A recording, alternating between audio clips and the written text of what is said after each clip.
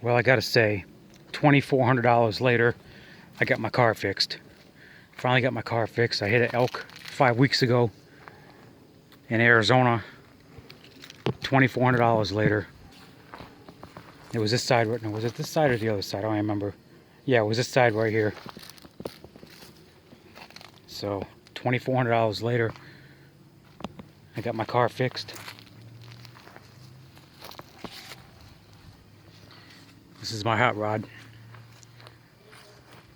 200,000 miles. 16 years old. It's still going strong. Hit an elk 5 weeks ago. $2,400 damage.